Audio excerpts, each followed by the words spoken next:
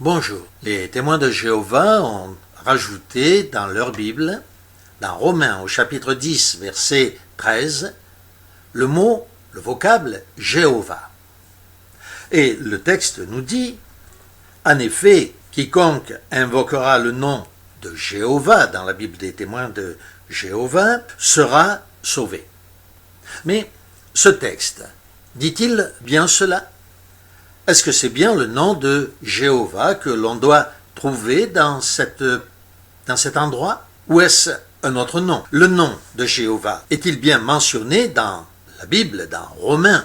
Je vous propose de faire la lecture donc du contexte pour voir de quoi il s'agit. Je vous propose le jeu suivant. Nous allons, chaque fois qu'il est question de Jésus-Christ dans ce chapitre de Romains au chapitre 10, de dire bien fort le Christ. Et sur le texte qui va paraître, nous allons le mentionner en rouge. Démarrons donc la lecture, à partir du verset 1er. Frères, le vœu de mon cœur et ma prière à Dieu pour eux, c'est qu'ils soient sauvés.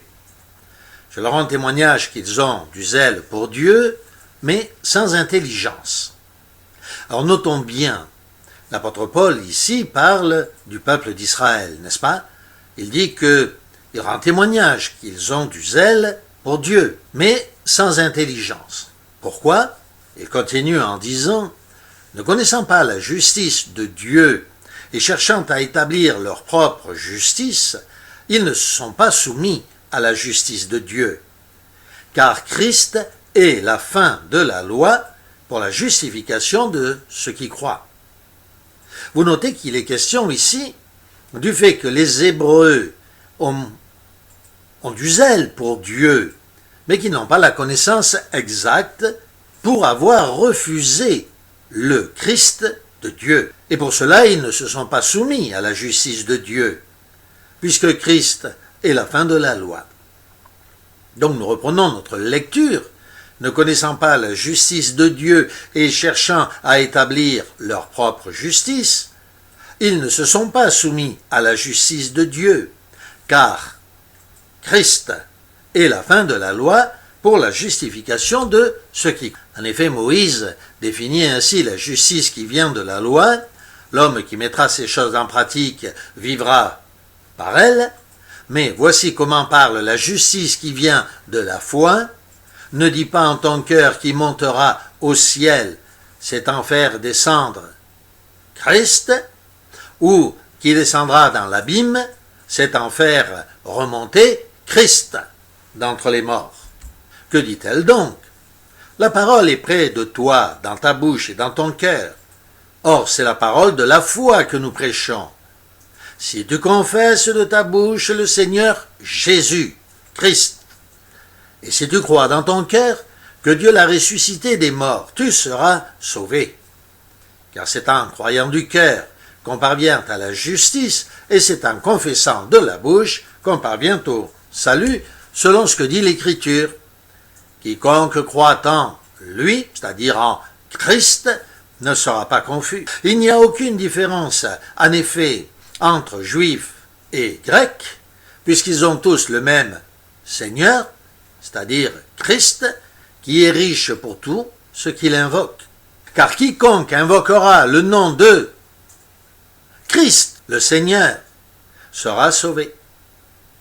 Vous voyez donc que dans tout ce chapitre, il n'est pas question de Jéhovah ou de Dieu le Père, mais au contraire de l'acceptation de notre Seigneur Jésus-Christ par ce peuple israélite qui refusait justement de croire en lui. Car c'est bien celui qui accepte le Christ qui est sauvé. Tout le chapitre parle de Jésus-Christ, Jésus, Jésus, Jésus, le Christ. Et lorsqu'il est utilisé au verset 13, cette citation de l'Ancien Testament, car quiconque invoquera le nom du Seigneur, c'est-à-dire le Christ, sera sauvé.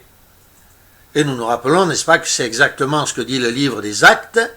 Il n'y a qu'un seul nom par lequel nous puissions être sauvés, c'est le nom de Jésus-Christ. Au contexte d'ailleurs, nous allons continuer notre lecture met bien en évidence le fait qu'il s'agit ici, dans ce chapitre, de Jésus-Christ et non pas de Jéhovah. Continuons donc cette lecture.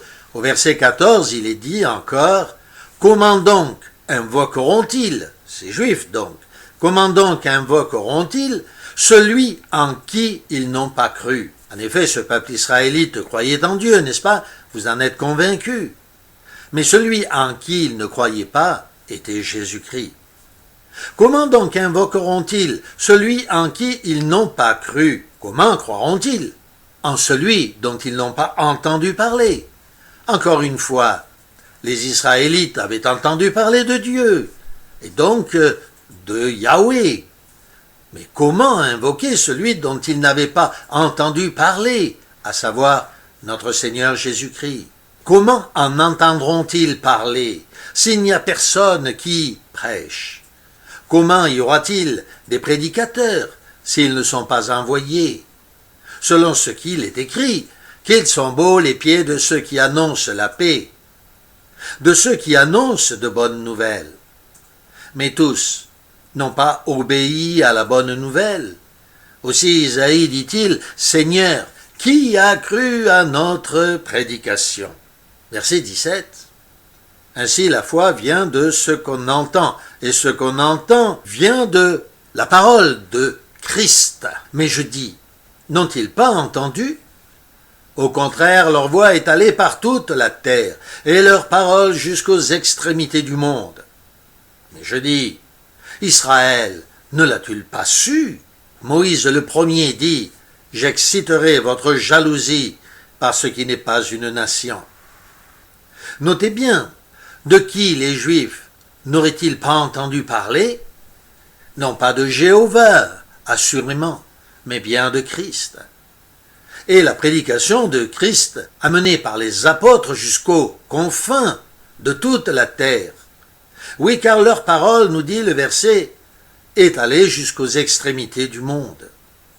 Israël ne l'a-t-il pas su, nous dit le verset? Bien si, Israël l'a su, mais ils n'ont pas écouté. Et c'est pourquoi le verset nous dit, le verset 19, « J'exciterai votre jalousie par ce qui n'est pas une nation, c'est-à-dire le peuple chrétien. » Et le verset continue en disant, « Je provoquerai votre colère par une nation sans intelligence. » Et Isaïe pousse la hardiesse jusqu'à dire, « J'ai été trouvé par ceux qui ne me cherchaient pas. Je me suis manifesté à ceux qui ne me demandaient pas. » Et au sujet d'Israël, il dit, « J'ai tendu mes mains tout le jour vers un peuple rebelle et contredisant. » Oui, sur la croix, durant tout le jour exposé, le Christ a étendu ses mains pour appeler ce peuple rebelle à lui. C'est à lui que le Christ parlait et qu'il désirait attirer dans son amour.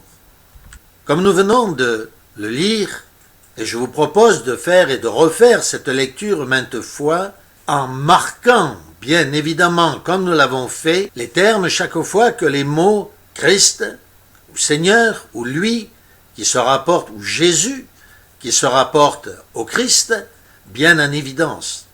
Et nous pourrons constater, chacun de nous, à la lecture de l'ensemble du contexte de Romains chapitre 10, qu'il est question dans tout ce chapitre de Jésus-Christ et en aucun cas de Jéhovah. Et si cette citation de l'Ancien Testament a été faite dans ce chapitre, c'est pour mettre en évidence que l'ancien vocable de Yahweh s'applique aujourd'hui à notre Seigneur Jésus-Christ.